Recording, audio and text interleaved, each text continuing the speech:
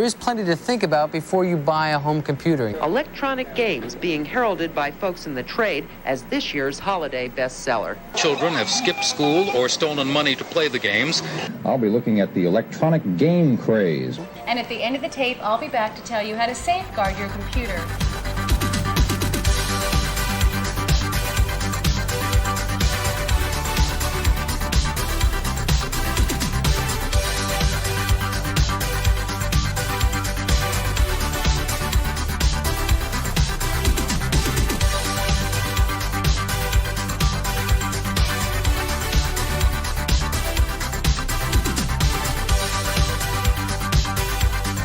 Ladies and hello? It didn't switch scenes. Hello. Welcome back to Streamer News for Friday, April 30th, 2021. I'm going to be honest with you all. I am woefully unprepared for this week's stream. This week has been crazy and bonkers. It is actually my son's birthday this week. And so we have to split up all of our celebrations because of COVID. And so we've been doing many different things in different places, and I can't keep up with anything on top of trying to crank out videos and yada yada and finally catch up and pay taxes, and there's a lot going on. And so we're going to hang out. We're going to talk about some sort of tech topics and some gaming topics as well. I got some cool stuff to show off in the unboxings. And we're just going to have a good time and not take it too seriously, because life's too short to take seriously, or something. I don't know.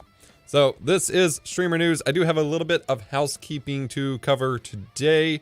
First and foremost being, I need to pause my preview here. First and foremost being that we do have Discord Community Game Night tomorrow, May 1st, 8 p.m. Eastern, over on our Discord server.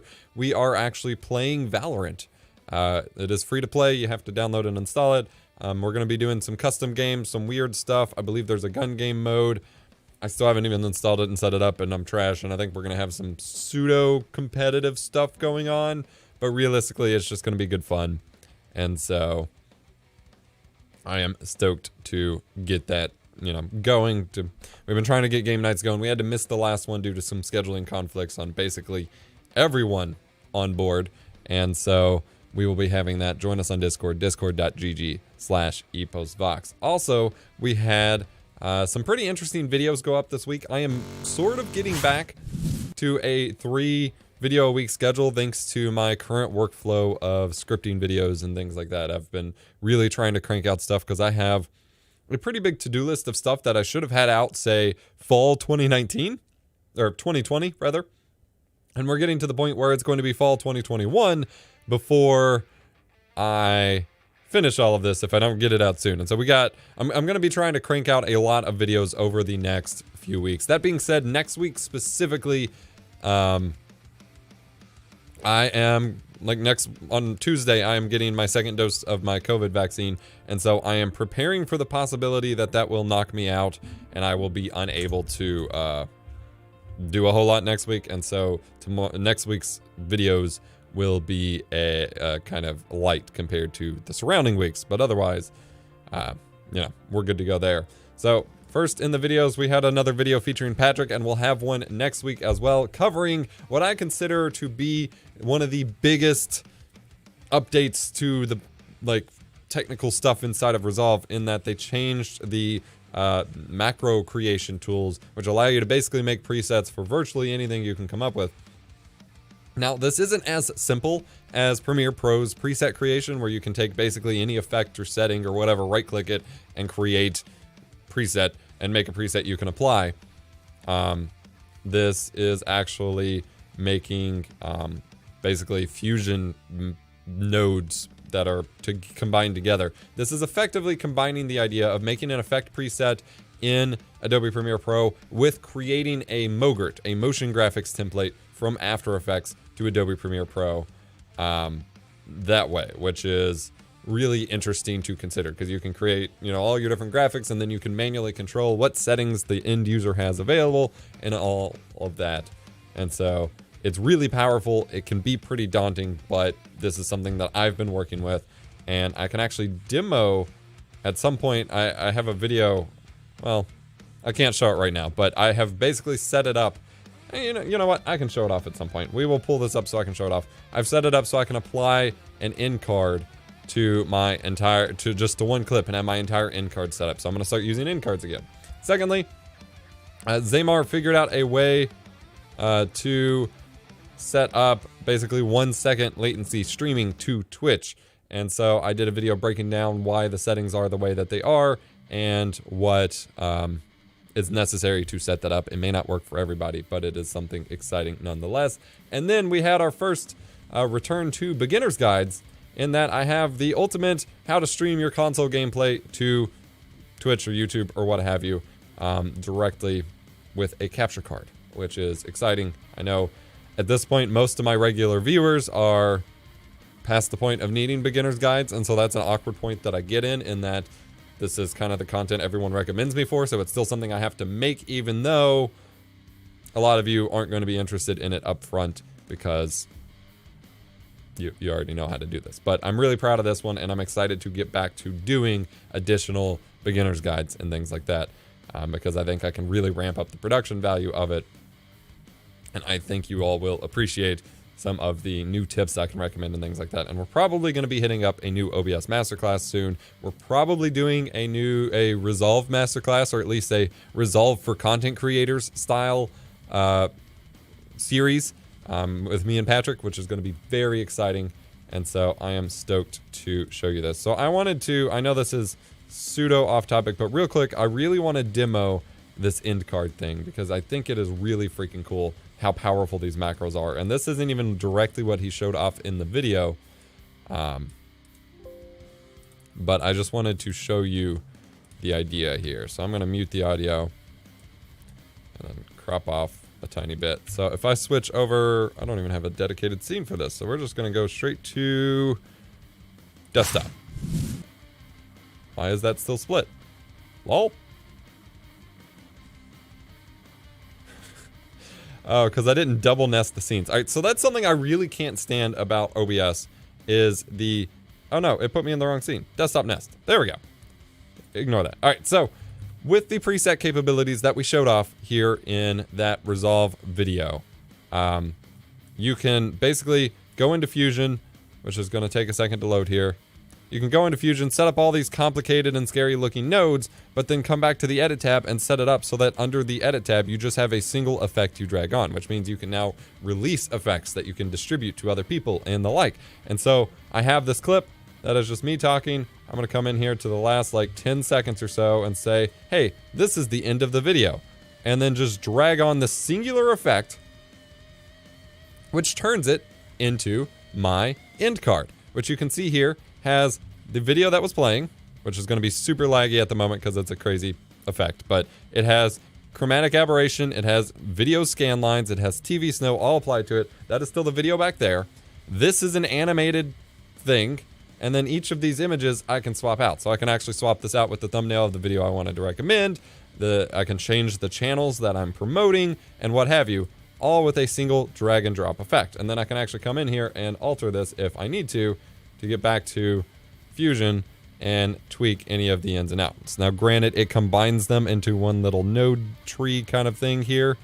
And so you gotta like break them out. And there we go. You can see the super crazy node tree I have going on here for that, but all created in one drag and drop effect. And that's all it takes. And I have the same thing for like overlaying my face cam over top of some tutorial footage. I just got this little mask set up. All of these are temporary. I still need to tweak and fix things, but I think it's incredibly powerful and allows you to do some really cool stuff that unlocks a lot of time-saving potential and saves me time as well, which I think is really neat. And that's just what I wanted to show off. All right. That, I believe, wraps up all of the housekeeping topics we had for today. Double checking my Notion list here. Yeah, I think we are good. Again, game night tomorrow, 8 p.m. Eastern. Join us, discord.gg/EposVox. And we shall get into the topics. Holy crap. It's not pre-recorded. How many times do we have to knock that out? You would think it's a live stream. I show it as a live stream. I make mistakes while live. And people still think it's pre-recorded? I I try not to get too annoyed by that because that just says the production value is on point. Anyway, all right, getting into today's topics. We're starting with one of the titular topics here in the title, that is Microsoft Edge in the alpha testing, beta testing kind of category now supports mouse and keyboard navigation on the Xbox. And they have been working really hard to implement mouse and keyboard support across everything on the Xbox. So I just got a notice when I was playing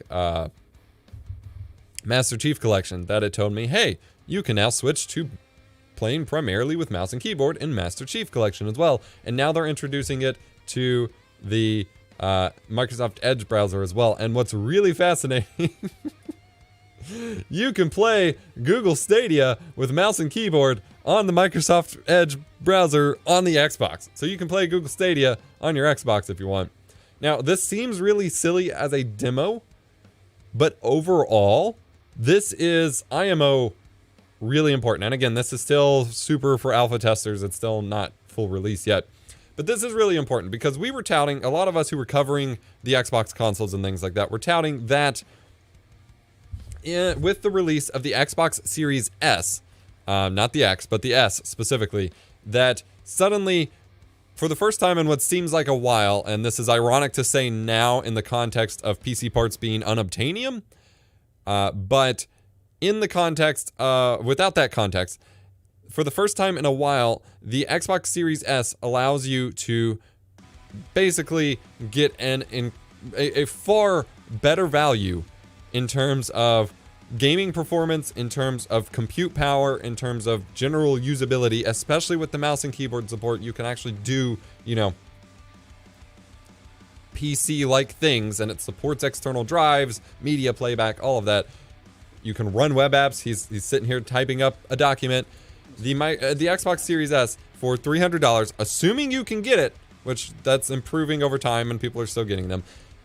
It creates a point where for the first time in quite a while, the Xbox Series S supplants PCs with value. So for $300, you get 1440p, 120 hertz gaming. You get all of the generations of Xbox gaming. So you can play Xbox games, you can play Xbox 360 games, you can play Xbox One games, you can play Xbox Series games, you can play the arcade games, and now you can play Stadia games. And you can do general computing on it with a mouse and keyboard, to the extent that for a lot of people, especially who just want to play games and do occasional computing stuff, the Xbox Series S makes far more sense to buy in place of a computer than a computer. They can also run Windows Store apps, and this one person continues to post in chat that it's not a PC unless it runs Windows 10. I will remind you that there are plenty of computers in the world that are PCs that don't run Windows. Windows is not the defining factor of a PC. A Chromebook is a PC. A Mac is a PC. A Linux computer is a PC. It can run Windows Store apps. You can download VLC on it. You can download, I think there was like Skype support at one point. I think TeamSpeak was trying to get on there. You can download emulators for it. You can put it into dev mode and run PS2 games and PS1 games and all sorts of games via the RetroArch emulator. You can now run web browser games. You can do pretty much everything. And so, effectively, for a wide variety of people, the Xbox is turning into much more of a value for being a PC than actually buying a PC. And that is really bonkers to me. And again, I do need to kind of disclaim this a little bit with the obvious issue of, can you buy it right now? Now, I will say, I keep seeing, if you follow, what's his name? Game Deals. I don't have the exactual cheap game deals. There's a lot of these Twitter accounts. This isn't the one I'm thinking of. This one hasn't posted in a while. Crap, what's Cheap Ass Gamer? That's his name. Yeah. So, at Video Game Deals, Cheap Ass Gamer, they are always posting when things come back in stock. In terms of consoles, games, things like that. And so they regularly have updates. Obviously, I'm not finding any now, but they were just replying to Alana Pierce about the Xbox Series S being in stock at Walmart. They are always posting about Xbox Series X, S, and X stocks and things like that. And you can pick one up for about $300. Play 1440p 120 hertz gaming in games like Siege and Call of Duty and Battlefield and all sorts of stuff. And you can now do normal computing stuff. So I really think this is reaching a point where even when PC hardware becomes more available, a lot of people, essentially how people replace their computers with an iPad or a phone or a tiny little Mac Mini, and you might be looking at that and be like, no, I could never do that, blah, blah, blah, blah, blah. And there are a lot of people that I think it would make more sense to get a 1440p 120 hertz monitor, you know, like this one back here, set that up, get a mouse and keyboard, get your controller, get a charger set up, and then plug in your mouse and keyboard and treat it as the Xbox Series S as a PC. And it just makes so much more sense. It just makes so much more sense, IMO. And so I really think we're going to see some stuff. And Steggy's pointing out that it was easier to pick up an Xbox over a PS5. That seems to be the case. Also, he mentioned, I forgot, Wario64 is the other deals account that is also posting about stock and things like that. So if you want cheap game deals or to figure out when consoles are in stock, that's another account that will post those things as well. So pretty powerful IMO. Good stuff there. Something interesting that was also found, we have talked a few times. Oh, I didn't show the Wario64 account. Whatever. You saw it in chat. Something really interesting that we have talked about a couple times at this point over streaming news. At one point, so following the trail of progression here, we're talking about Sony and the PlayStation 3 saga. Following the trail of progression, they took down the web store for buying PlayStation 3 games on the computer, which I found to be absolutely ridiculous. It made no sense to me for the sole reason that a few years back, they switched the PlayStation 3 over to using a web browser-based store instead of the native built-in store, because they had to update the backend code for the store, and no longer the version that was built into the PS3 made any sense. So they switched it to running in a web browser. The problem is that it was laggy and buggy as all hell. So anytime I wanted to buy, purchase, or re-download a PS3 game, I went onto my web browser and did it. Well, they took that away, which made very little sense to me, especially since the PS3 still accessed it through a web browser. So you can't access it through a web browser on PC, but you could on the PS3 itself. Didn't make a whole lot of sense. But then they announced that they were taking away the PS3 and PS Vita stores entirely. We made a whole big deal about that. And then we just talked about last week that they went back on that and said, okay, we're keeping that around. Well, someone has finally figured out that the old PlayStation Store was only hidden through some HTML file manipulation, and that there is already a Firefox web browser set up, although it has been deleted, but I'm sure someone else will release it. Someone was able to build an Firefox browser extension that allowed you to access the old web store, which also worked for PlayStation 4 to allow you to easily download games to your systems. So I'm sure since a big deal has been made about this, they are completely removing all of those things, and it's going to be taken away, especially since the Firefox extension is already gone, and you can't see any of this. So here is the old web store. You can now just you can access it by just like tweaking the HTML files. You can download stuff. You can see the entirety of the store as it was and download games directly to your system. And then someone had released a Firefox extension, but it has been taken down here on the browser page. Now, I would imagine that this still works. In fact, there's a video here how to do it manually in Chrome as well. I would imagine that this still works in some capacity, but I'm betting now that it got a lot of publicity that Sony is working to take this down. However, the fact that they took it away not because it couldn't be used, but because, you know, just because they didn't want people to access it. It doesn't make sense to me. It's just, I understand that maintaining storefronts and code bases and all of that over the course of multiple years is a problem, especially over the course of multiple decades now, is a problem because it uses up, you know, they have to spend time and resources to maintain the code for it and things like that. But especially if they're already maintaining it for the PS3 now, they should restore us to have access to actually downloading these things on the console itself. or from the web browser to the console itself, because doing it through the PS3 web store is a bad time. It's a really bad time for people who want to pay for these games and download them, or people who have already paid for the games and download them. It's just obnoxious. Diamond Rice is saying, according to the dev of the plugin, they have patched it, but I get the feeling that someone will still be able to find it again if they're just basically covering their tracks as they go, as they have here. Next up, we have some emulator news. mGBA has been working on and, developing connectivity to the Dolphin emulator for GameCube titles. So you can now use mGBA as your Game Boy emulator, which is not one I've used much. I've always been a Visual Boy Advance guy, but there's a lot of newer ones now that, like mGBA, that are doing cool stuff.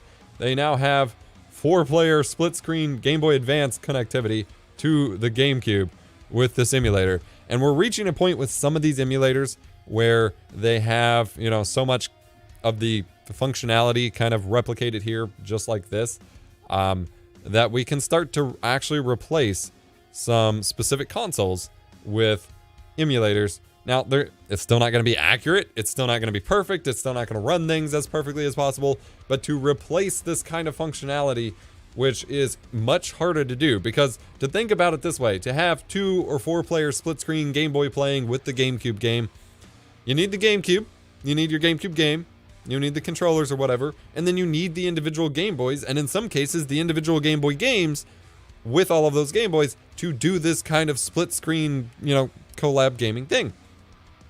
Eventually, there's so many points of failure here for the hardware and for the games that being able to have this as a way to play keeps these games alive and keeps these experiences possible, especially as so many of these emulators are adding in online play capability and trying to get net play going and things like that. I am really excited to see this future.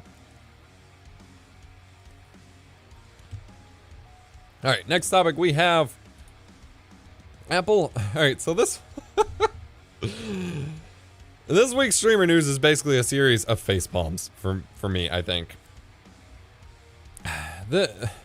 Apple is being sued by someone who apparently had spent $24,590.05 in iTunes, the App Store, and in-app purchases, along with some account credit and things like that. Basically, $25,000 worth of purchases tied to their Apple account, which Apple then basically banned and got rid of all those purchases. And so the lawsuit is claiming that it's not fair, that you don't own the things that you purchase through the App Store, and blah, blah, blah. Now, this is really interesting because for a couple reasons. Because one, this has kind of been the downside of digital purchases the entire time, and something that we have always, I guess, known is that when you buy something digitally, you don't own it. It can be delisted, it can be taken down off the store, you can lose your account access. You don't own it like you do with physical media, which is why some nerds like myself are heavy advocates of physical media, because you get a little bit more ownership over what you own or what you have purchased, and you can control what you do with it a little bit better. At the same time, because we advocate for all of this, we also don't necessarily agree with the idea that you can't own what you purchase digitally. Like, we don't like that idea. And so this is a really interesting, because you would think that a claim that, oh, you can't ban my account because now I don't own the purchases I purchased. Excuse me. You would think that that would be kind of dismissed pretty easily and whatever, because terms of service, EULA, whatever. But actually, the U.S. District Court judge didn't actually dismiss it and rejected Apple's notion to dismiss the suit, and they're moving on with the trial with claims of false advertising and unfair competition. Granted, they could still settle before they get to trial, but they're also up against another class action lawsuit about terminating Apple IDs with that person who has spent $25,000. So they have two different lawsuits they're juggling at the moment about this issue. And while it's Apple, and they'll likely just settle and be like, here's your account back, or whatever, it is very possible that if the judge is being that, interested in it, that we could end up with a situation where there is a chance, I'm not going to be too optimistic, but there's a chance that some sort of precedent could be set legally about digital ownership and how this goes down, because I don't think we've had a suit that fully, confirms this kind of user agreement yet. And so I'm very interested to see how this plays out, even though the likely outcome is that Apple's going to either win the suit or just settle and nothing changes. But we can have a little bit of a glimmer of hope in our eye that maybe some rules will change about ownership of digital content. Unlikely, but we can always dream. Someone in chat points out NFTs. Yeah, you don't actually own NFTs, despite the fact that, you know, the whole point is tracking ownership and figuring out who owns what and blah, blah, blah. If anyone's looked into how all of that actually works with NFTs specifically, yeah. Moving on. Discord is actually rolling out 2 changes, and I'm going to make it difficult on my mods because I'm actually bringing up a topic from the end of my list here because I forgot these went together. I'll boop them together here. Discord is rolling out an easy server generator to make it easier to build and maintain just like super basic server functionality. So like a video chatting server, a gaming server, what have you. They got templates and all of that. They've been working on this for a while. Like you can create server templates and things like that in your Discord and then build other Discord servers from it and the like, which is pretty neat. So it's cool that they are setting that up, and they're also rolling out here new accessibility options within their own settings in Discord. So if I pull up my Discord settings here, you now have a dedicated tab for accessibility, which you can sync between mobile and computer. You can reduce motion of animations and things like that for people who struggle with that. You can disable autoplay of GIFs. You can disable animated emoji, and you can also control other animated aspects within the app itself, and you can enable or disable text-to-speech, and they're rolling out some other other fixes as well for accessibility, which is pretty neat that they're putting all of this in one place that kind of keeps everything together. So that is pretty neat. Just wanted to touch on these things. Back in the emulator news, I said that really weird. Emulator. Back in the emulator news, I feel like no way that I say it is gonna sound right anymore. Whatever. We got our first blog post in multiple years from the Xenia emulator, which is for the Xbox 360. They are basically overhauling some of their GPU pipeline development, fixing a lot of issues related to that, and getting a lot of games working a little bit better in terms of the graphics emulation with this specific box. And so I am excited to see this come forth. Xbox 360 emulation's always been in a weird place, where some things sort of work, but there were a lot of issues and things like that. So the fact that they're, you know, providing a new update for the first time in a long time and getting a lot of games working again and fixing some graphics pipeline issues, it's a good week for emulator news. I'll say that much. Popping on over to other consoles real quick here before we hit our break. We got some statistics in a couple different tweets, although it's all from the same sources. But we got some statistics about the PlayStation 5 sales. There were over 7.8 million PlayStation 5 sold, which actually beats out the PlayStation 4 at its launch window. And then we got, you know, they have 47.6 million PS Plus subscribers, and that is up like 40-something million from this time last year. Like, they have skyrocketed PlayStation Plus sales, which is surprising because I feel like they don't even offer as much as they used to, but it's still a good service if you want, you know, regular game distribution and things like that. They've sold 338 million games for the PS4 and PS5 in the past year, and then 24.4 billion in gaming revenue, which beats out the box office since no one was going to theaters during the pandemic. And so we have some other numbers about this as well from a few different sources. This is really interesting because not only have they sold 7.8 million, which is, I believe, 0.4 million more than the PS4 sold in this window at launch, but 3.3 million of those were shipped in the past quarter, which means in the first 3 months of 2021, which is really interesting because you would think with how unobtainium the consoles seem to be, that they that no one was buying them, that they didn't ship this many. But in fact, they have shipped, despite the stock and distribution issues that they have run into and the TSMC issues and things like that, that they have shipped more than they shipped PS4s. There just is that high of a demand. Like, there is that significantly higher of a demand for these systems than there was last generation, which both comes from generational improvements, because the PS4 wasn't seen as a huge enough increase over the PS3 at launch to really be worth buying, whereas this one is a significant increase, and just a lot of people playing games. I mean, PC gaming hardware is in high demand too right now. Like, everyone just wants gaming hardware of some sort, and it's pretty bonkers. Now, a lot of people are making comments or jokes or whatever that all of these ended up in the hands of scalpers, and that's why no one can get one or whatever. There have been some sort of analysis or whatever indicating that the estimate of how many PS5s ended in the hands of scalpers was 10 to 15% of all consoles. Now, that is a not insignificant chunk, especially when you consider that that would mean then less people or less consoles went directly to console buyers than the PS4. But it's also not all of them. It's not most of them or anything like that. Like, that's still only 10 to 15%. That means 90 to 85%, 85 to 90% of those consoles ended up in the hands of actual gamers.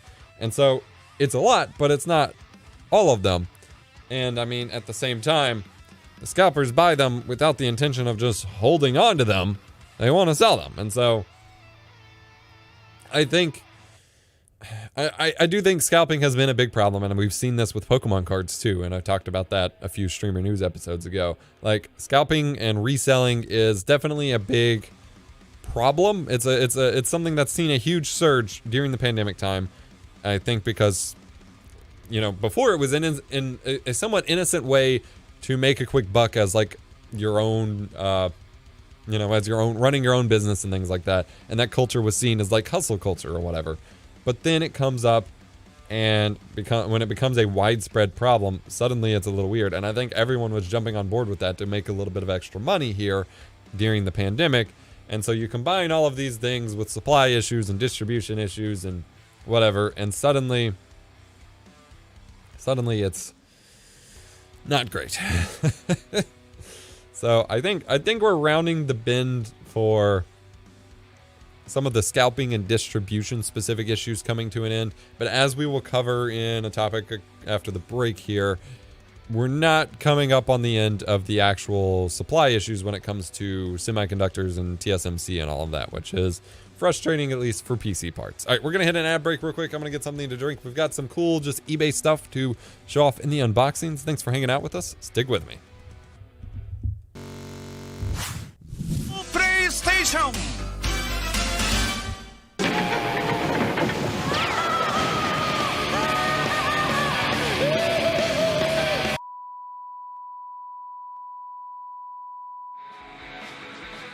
The EVGA XR1 brings quality audio and ease of routing to your game streams, featuring a high-quality headphone amp, party chat capture, easy volume mixing right on the card, 4K pass-through, and uncompressed 1080p 60 FPS capture. Get your stream started today. Fast and easy with the EVGA XR1 capture card. Use affiliate code EposVox at checkout to get up to 10% off at the link below. While you're updating your installation of OBS, you should also consider updating your stream layouts with our sponsor, Nerd or Die. This is their sick new package, Amused.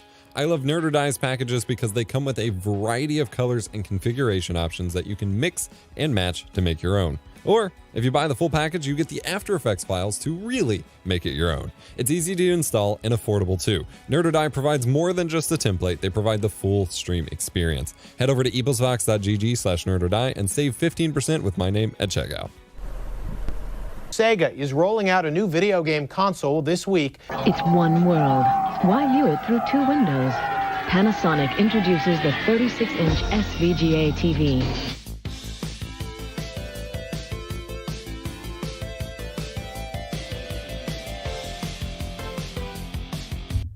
All right, so we got a couple unboxings here. Nothing that previews content, unfortunately, as pretty much everything I have coming up for like products I could unbox for new content is under NDA right now, so that's a little awkward.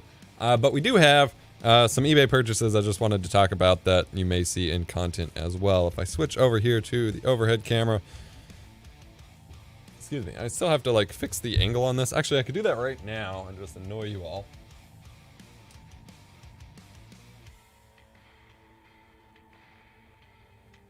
Yeah, close enough. So, getting to package number one here. This one is really exciting for a video I have coming up directly related to what we were just talking about with PC hardware shortages. I bought a graphics card. And it's not a 3090. Although I did just get my replacement 3090 in. If you missed it, my 3090 actually offed itself. I was playing Halo the Master Chief Collection, keep in mind you. So it's not a hard to run game. It is a game that is from, the one I was playing was from 2007. It is incredibly easy to run. I was playing the Master Chief Collection and suddenly there was a bunch of coil whine. The fans ramped up to 100% and my screen went black. And then after I rebooted my computer a couple times, I could not get it to show any video output at all anymore.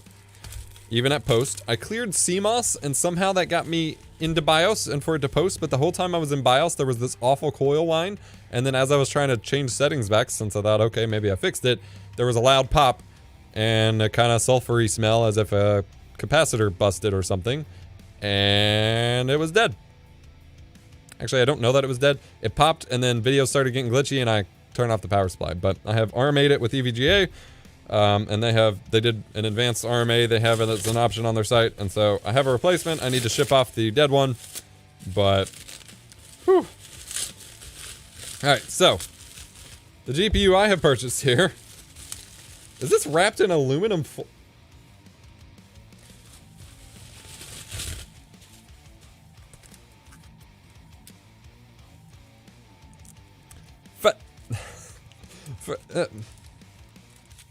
First and foremost,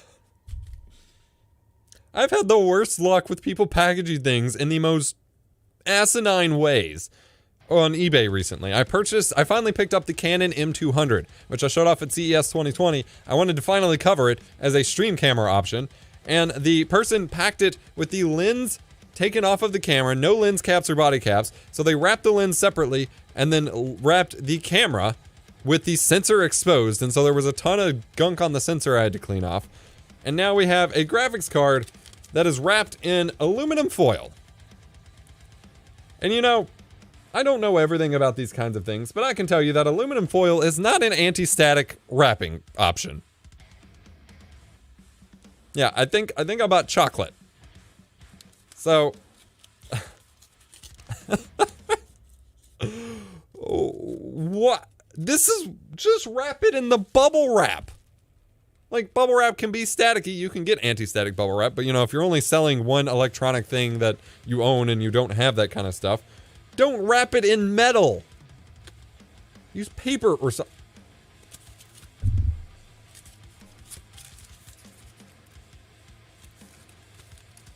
I don't. Alright, I'm mad.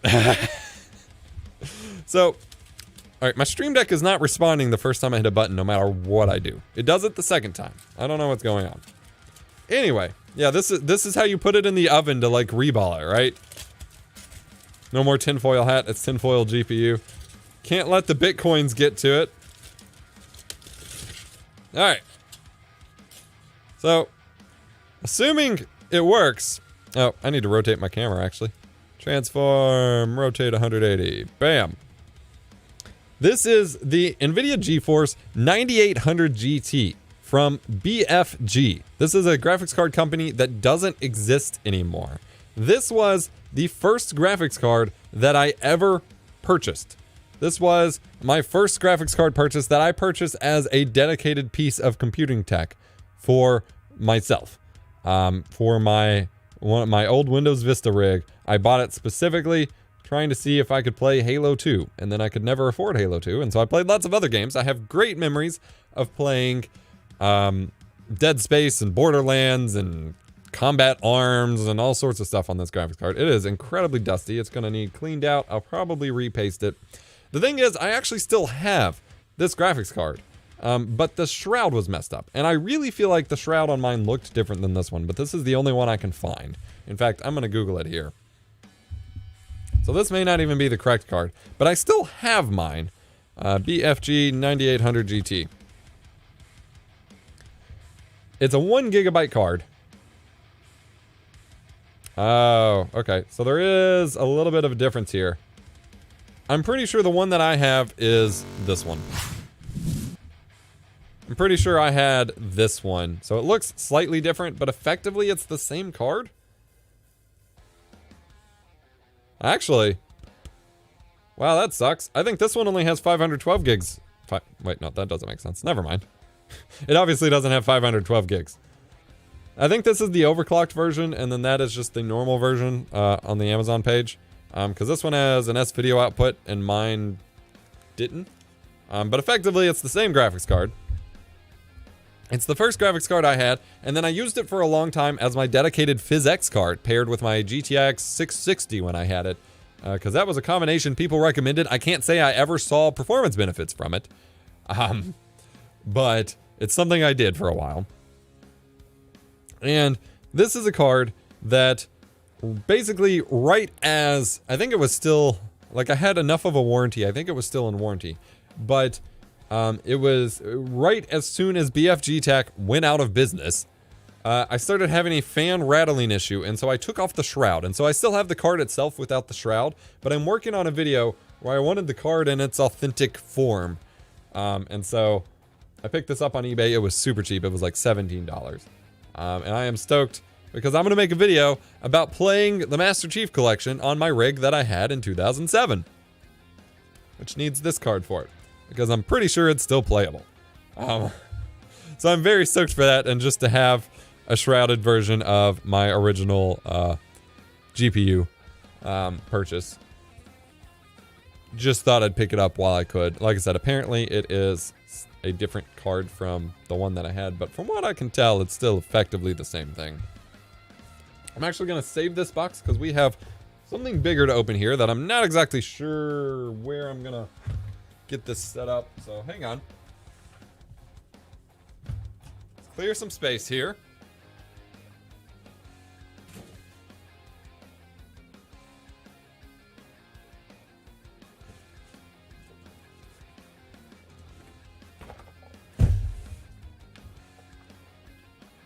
Assuming this is not broken, because I have the worst luck getting monitors on eBay.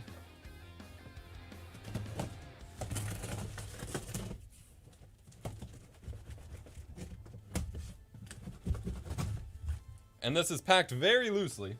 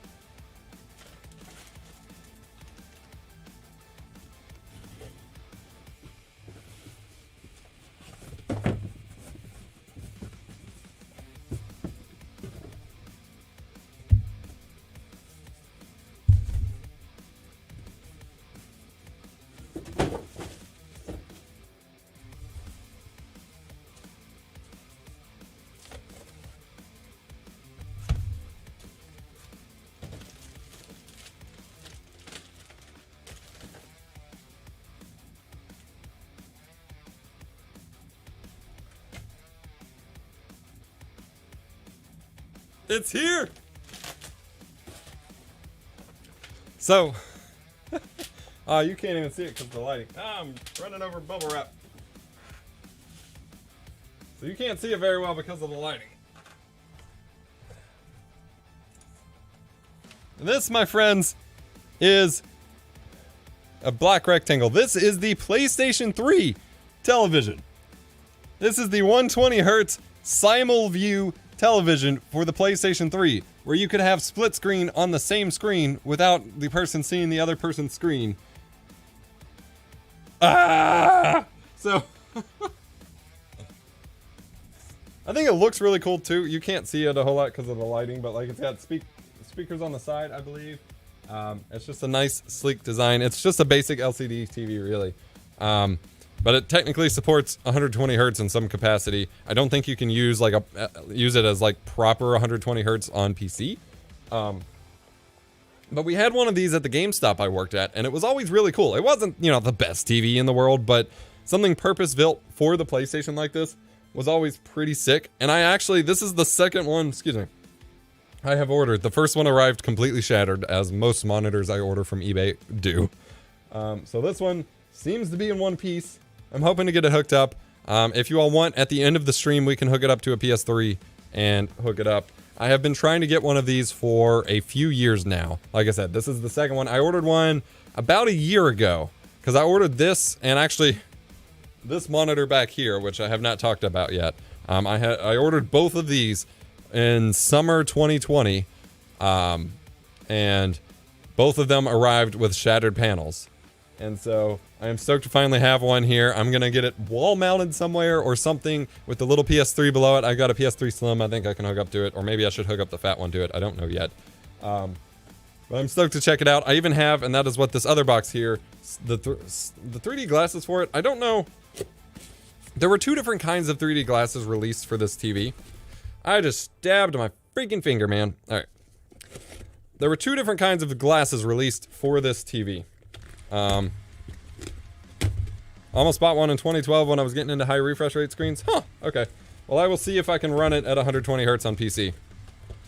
So these are the passive SimulView glasses. So these do not require hooking up to power or to the TV or anything like that. Like, they should let you just view the split screen on its own without needing any sort of connectivity. But they also had some wired 3D glasses. So these may work for the SimulView, but not for 3D. Whereas I think this could do 3D with the right glasses. This is just for the SimulView. But basically, my wife and I can wear these, and we can play split screen on the same screen without seeing each other's screen and without sacrificing physical screen space, which I think is pretty wild. But yeah, I wanna hook it up, see if I can clock it to 120 hertz on the PC, and test it with the PS3. I am very stoked. I've been trying to pick this up for a very long time. I've wanted one ever since I was working at GameStop. Because we had, like I said, we had one there mounted on the display, and my plan was, because I knew the next generation consoles were coming, that I would wait till that point and then just try to take home the display model that we had at GameStop for my own. I ended up parting ways with GameStop before we got to that point, and so I never got to, and then tried a couple times and just couldn't afford the eBay listings at the time. And then, like I said, I tried summer of last year and got one that was shattered, and so now we finally have one in the house. We have one last purchase that I had already opened the box for, but I just wanted to show off. And I know everyone and their brothers in the retro scene talks about this card. This is the DataPath E1S. It is an analog capture card that captures DVI, and it has the DVI A pins, so it will capture VGA, RGB, all of that, and is super friendly with retro game consoles. Now, this one has the low profile bracket, so that's going to be awkward for me to fit into a computer. But I'm actually, while you could use this for retro game consoles and stuff, and I might mess with it to make a video on or whatever, my goal is to actually capture my CRT computer over there, my Windows 98 and XP computers, and use it for VGA capture of those computers. It should work fairly well for that. So I'm stoked to get this tested out and things like that. It's been on my list to pick up forever, and I finally got it picked up. All right. I'm gonna blow my nose real quick so I stop rubbing it and looking like a cocaine addict, and then we will finish off today's topics. Yeah.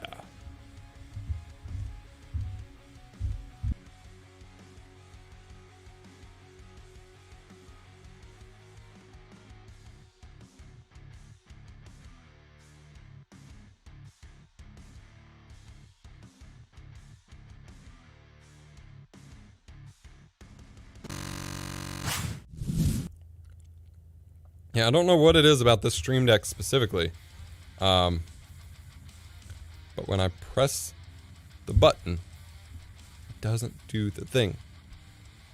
Did the one I sent you not work for that? That's actually in another machine capturing something else. I needed two. I just didn't show off the one that you sent me. So, yeah. Anyway, finishing off today's topics here. My mic is working. Yeah. All right.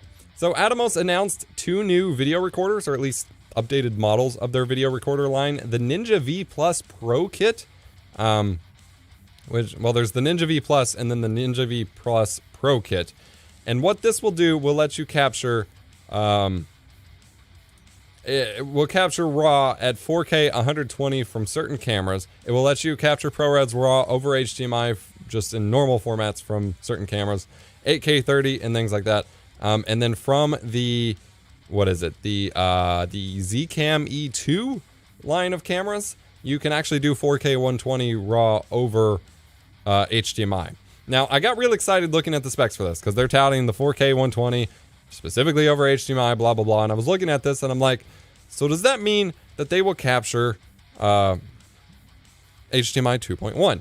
They do not. It is still HDMI 2.0 as specified on B&H's actual specs list for this product.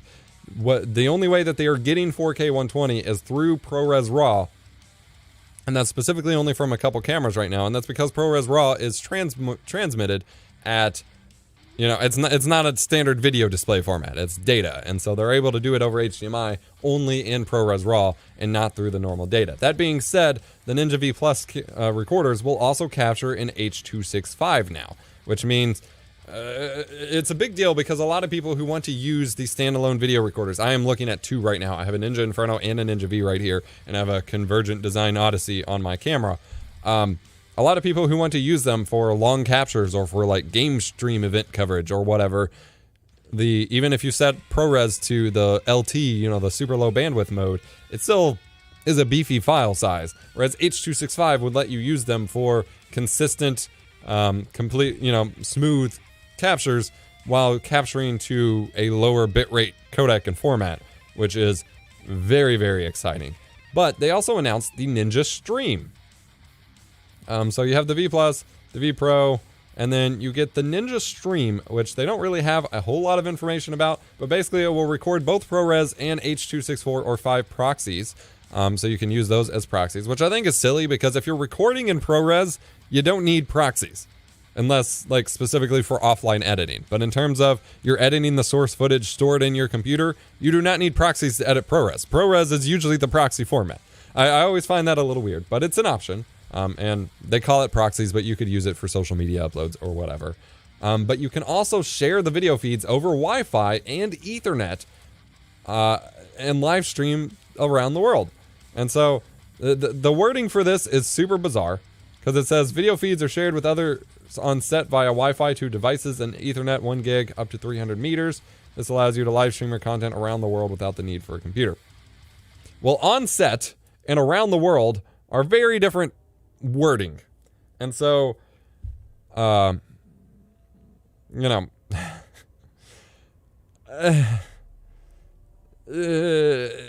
we don't know exactly what it does yet. I'm hoping I'll be able to review it, but currently I still don't think Atomos is talking to me after my review of the Atomos Connect, which was the Can't Link, just rebranded.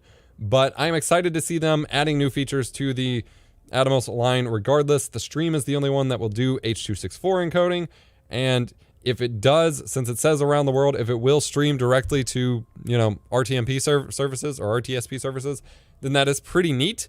I always question the value of these kinds of things, given that I don't feel like there's a ton of broadcasts that are doing single source streaming, meaning that you plug a single camera up to this device. It's not a mixer or anything. So you plug a single camera and an audio mixer up to it and you stream it out. Like, I feel like that use case is more niche than it seems based on these products, but products getting more and more streaming support built in is only a good thing overall. So I am excited regardless. And these are not too terribly expensive. That being said, I was really hoping for an 8K 60, 4K 120 HDMI 2.1 Ninja product or Shogun product. I don't think we're quite there yet. I think it might be next year, which is a bummer, I guess. Next topic, I just wanted to briefly mention that Twitch renamed or changed the /me command to be italics instead of colored text because of problems. And of course, everyone's freaking out because Twitch isn't Twitch supposedly isn't fixing important things, and instead they're changing things like this. Apparently there was an issue where people would troll streamers by saying /me donated 1,000 bits or whatever, and people would get confused, and there were some other ways that people could use it to imitate bots or system messages. And so I feel like they should have done more to differentiate those messages rather than just taking away the colored text, or to provide options to the user to still use the colored text. And instead they just made it italics, which honestly, most platforms, chat apps and what have you that use /me just make it italics anyway. So I don't think it's, like, realistically, nothing is lost through this change, but it is always funny when people are like freaking out because they're changing these things instead of focusing on things that matter more. But I don't know, Twitch. I don't know. So I teased earlier some talk about the semiconductor shortages, and we've been covering it basically every streamer news, so I don't want to go too deep. But specifically Ford, you know, the car company, announced that they are losing about 1.1 million units of production, as in they can't make anywhere near as much as they want to. And based on what TSMC said last week, they don't expect the semiconductor shortage to be resolved until next year, 2022. And so a lot of people think that some of the issues, like there's even been investigations into artificial shortages when it comes to computer parts and things like that. This isn't something that's limited to computer parts. The car market's facing it. The toaster market is facing it. The freaking, fridge market is facing it. We ordered a fridge in February that we're not going to see possibly until summer because of this, which is really frustrating because our fridge is busted. Like, it still works, but like we need a replacement. Every market is facing it because it's literally the semiconductors that are at a shortage right now. And so it's really frustrating. I do think before we know it, we're going to be out of this. My concern when it comes to computer hardware specifically is that I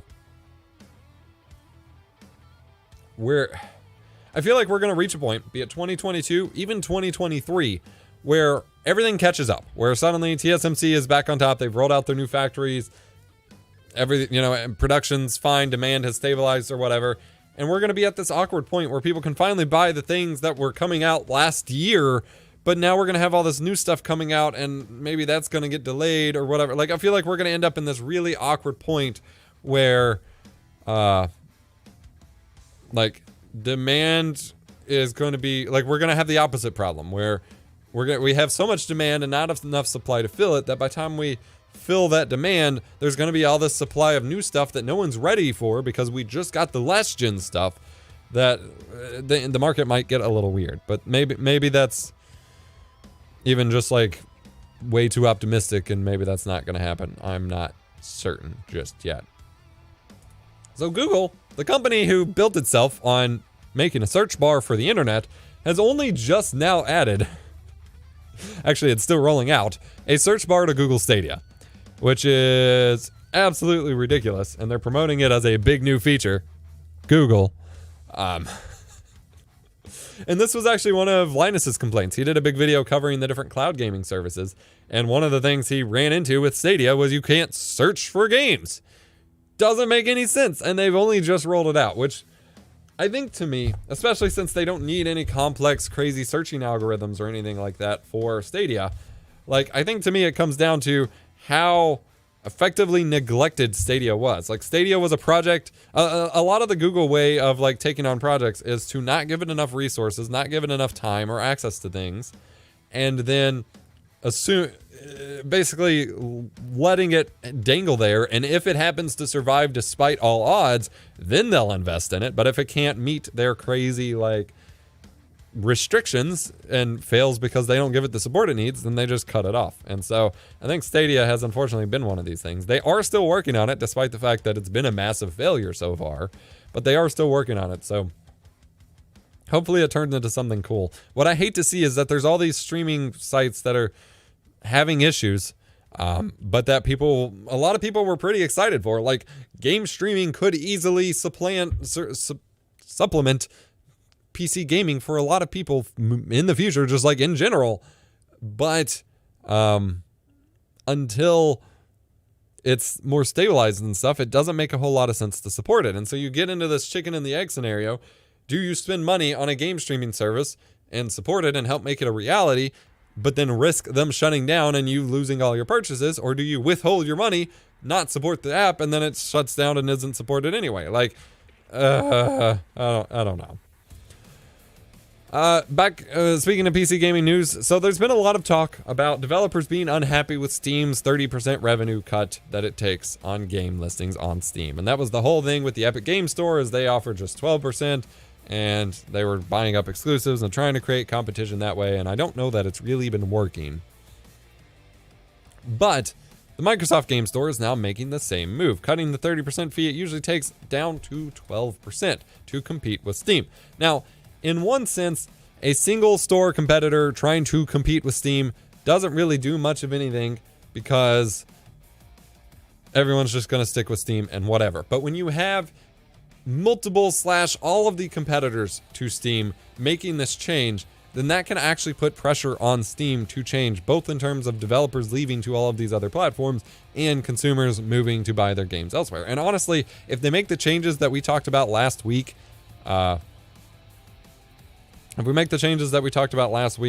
to the Windows Store to improve it a little bit, to support unpackaged Windows 32 apps and all of that, I could see myself buying more games on the Windows Store because my downloads from it have been fast. I've had a good time getting games from it overall.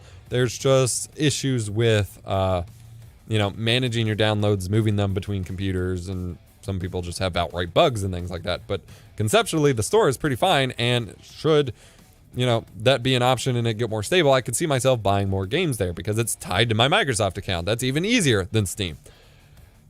But at the same time, they have to clean up quite a bit for it. But it is pretty interesting to see that everyone is trying to move to the 12% model.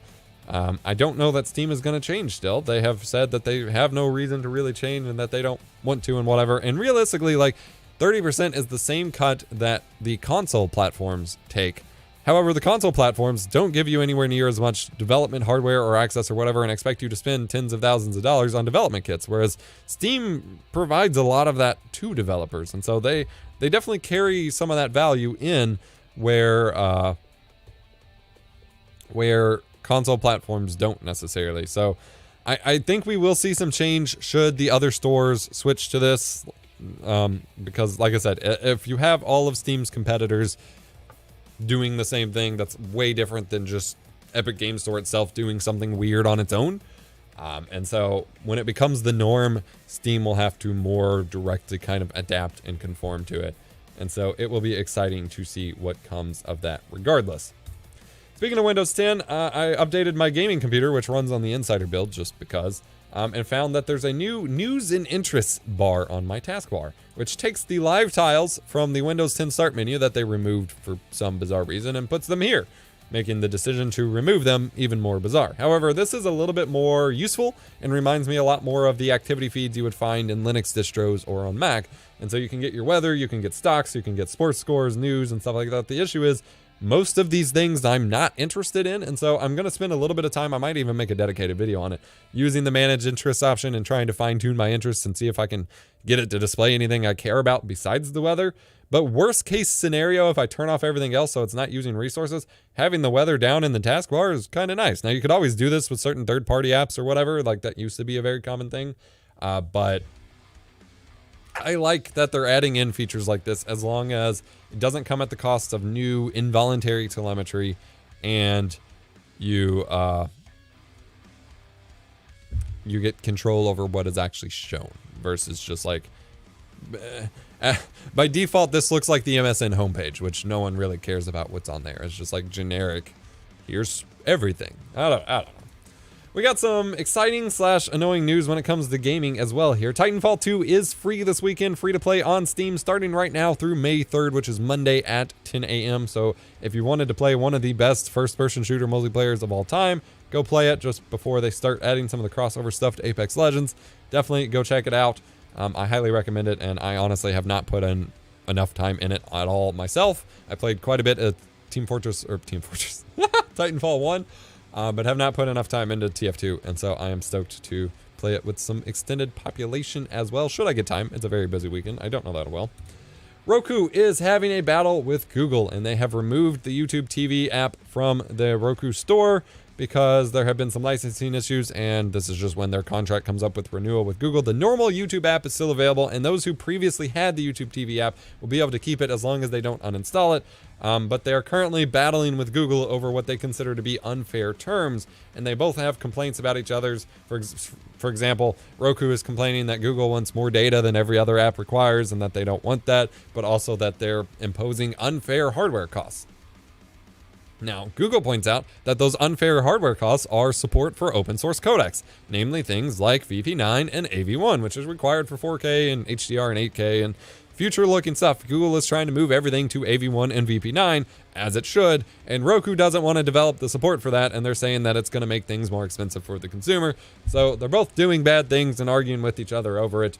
But at least you can still watch normal YouTube, which probably matters to more people, because I don't know very many people that actually pay for YouTube TV. But there you go. If you have Roku still, I feel like Roku's always been the out-of-date TV box of all the options. Like, they've always been the last one to support the new stuff. So this doesn't surprise me, but they've also always been the, like, super cheap one. So who knows? Activision is on my crap list at the moment. I am super frustrated here. So previously, well, the news itself is that Toys for Bob, the developer behind Crash Bandicoot 4 and other of those kinds of games, has been put on Call of Duty Warzone development duty. And with that, they had a bunch of layoffs. A lot of people had to leave the company or got laid off as a result of this, or right before it, obviously connected, even if it wasn't officially stated that way. And this is coming after a few months ago, they did the same thing to Vicarious Visions, the developers behind the Tony Hawk Pro Skater remaster, which, by the way, was phenomenal and performed amazingly. So did Crash Bandicoot 4. Activision said, we don't care. We're taking you out, out of the running and putting you on Call of Duty Warzone development duty. What the hell, Activision? Now, it comes down to, as one of the people on Twitter who replied to me pointed out, that Call of Duty is growing revenue shares significantly. 70% year-over-year growth for Black Ops Cold War, 50% just overall Call of Duty. Like, Call of Duty is blowing the hell up and making Activision a ton of money right now. And so they're putting all of their developers on Warzone, but I get the feeling that it's only as big of a cash cow as it is because they're shutting down all of their other projects to put the few people they keep around on Warzone, which is incredibly frustrating and just pisses me off so much.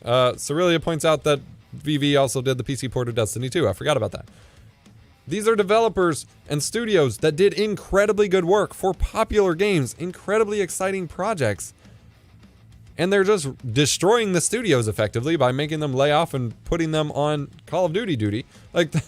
So, yeah, the majority of Activision studios are now working on Call of Duty. Infinity Ward, Treyarch, Sledgehammer, Raven, Beanox, High Moon, Vicarious Visions, and now Toys for Bob. What? This is incredibly upsetting because Crash Bandicoot 4 was super exciting, and the PC version of it is coming to Battle.net. Or actually, I think it already came to Battle.net, but, it was coming to PC. It was a successful game. It may not have been Call of Duty levels of successful, but it was successful. The Tony Hawk Pro Skater remaster was incredible and also successful. So it's not like they're taking failed projects and combining them together. They're just literally putting all of their eggs in this one Call of Duty basket. So when Call of Duty loses popularity again, they're all just going to crumble. And the studios themselves are already not going to be like in the place that they are. So I think Activision's thought is that in the short term, they can take apart these studios, put them on Call of Duty, make a lot of money, and then long term, put them back together. But given all the layoffs and the restructuring that is happening here, I don't think that's going to be possible. I don't think these studios will recover and return to their former glory after this. I think it's going to be just awful. And yeah, Ice points out that it would have been great if they did a Spyro sequel in the style of Crash 4. That would have been freaking incredible. And so I really hope the people who are being forced to leave these studios go on to make incredible things in the line of what they are making. Of course, they won't be able to make the exact sequels that they were working on because typically it is much more difficult to launch hey, we were former devs of this IP, and now we're making a spiritual successor to it. It's much more difficult to launch those kinds of things and get, you know, the overall backing and support to them versus making the actual first party titles. But I do hope those devs go on to make awesome and incredible things, and that they get, you know, decent jobs back and continue to make great games, because these were people who were working on phenomenal and stellar video games, and they're just getting thrown away to support freaking Warzone. It's so disappointing and depressing, and they've obviously been wreaking havoc on Blizzard too. We obviously, a million things have gone wrong with Blizzard, but we just talked about Jeff Kaplan leaving the Overwatch team after 19 years at the company. For everyone's complaints about EA back in like 2012 to 2014, I think Activision's far worse off now. Like they're definitely the big villain of gaming right now, and that's not even considering, you know, companies like Tencent. So there's that. We got a couple topics left here. Oh, actually, I already covered the accessibility. So that's it. That's all we got for today. I did want to touch on one thing, and I don't think he's even in chat anymore, but Staggy, back when we were talking about the Xbox topic, mentioned that it would be really neat to see apps like Photoshop and things like that get support on the Xbox. And I do too. I really think, and this is just kind of a hot take here as we end the stream, but the PlayStation 3, this is going to feel out of left field, especially we picked this up. The PlayStation 3 launched as a game console that attempted to be more than a game console. It attempted to launch as a computer replacement. It had a memory card reader, it had a photo editor, it had a web browser from the get-go, it supported mouse and keyboard. It was trying to be a computer entertainment system rather than just a game console. It was 100% trying to be that, and it put in all the stops, including the Linux support out of box, to be a computer replacement. And between the exorbitant price tag that it launched at and the fact that the market just wasn't ready for it, it was not a success at doing that specific thing. I think it was ahead of its time in that regard, because I think the Xbox Series S is at a point where it could launch as a PC replacement right now. They could give it the most bare bones Windows, you know, mini pocket Windows desktop version possible, get support for Windows Store app versions of apps, get support for ports of, it probably wouldn't be Photoshop. Adobe is super slow to adapt to certain things, so it would have to be like Krita or GIMP or something, but get some specific apps that will support it to replace some of your more common desktop app functionality, and put the rest in the web browser, and build out the Edge web browser to support the Chrome extensions and all of that within reason, because there are security and jailbreaking concerns and all of that to keep in mind. But within reason, support all of those things. And I think they have an incredibly powerful console and / PC replacement that realistically, like, I could see myself going with. Like, given, obviously there are game limitations of what you could run on the Xbox, but right now, looking at my current gaming situation, I have all this stuff in the studio, but when I am over in my house playing games, you know, I have a much more slimmed down setup and all of that. I could see myself swapping out, especially given our limited desk space and the fact that I need to keep everything child friendly and things like that. I could see myself swapping out my big desktop tower with an Xbox Series S paired with my 1440p 120Hz monitor and being mostly fine with that. I would, of course, miss some of the Steam games that I can't run here, but realistically, like, I would be okay with that. And I would be happy to do that should they add more of that desktop functionality back, because I still need to do work. Like, I need access to my Notion and my email and my OBS sometimes. Like, they would have to do a little bit of legwork to build out the desktop experience on it a little bit. But I am telling you right now, Phil Spencer or whoever needs to hear it that could be listening right now, I will send this directly to you. Build out some more support for the Xbox Series consoles as a desktop, especially the Series S, and you have the most incredible value in computing hardware right now that you could buy. And I think it is a complete missed opportunity that you will regret not having done if you don't do it. Be it app support, bringing over more app compatibility, even if you have to reboot. So currently, the Xbox has the dev mode. You have to click enable dev mode and reboot into this separate sandboxed version of the operating system to run like RetroArch and stuff. If you combine that dev mode into just desktop mode and allowed you to run more of those apps and allowed you to do more desktop capability, and worst case, you have to reboot your Xbox real quick, which doesn't take very long at all.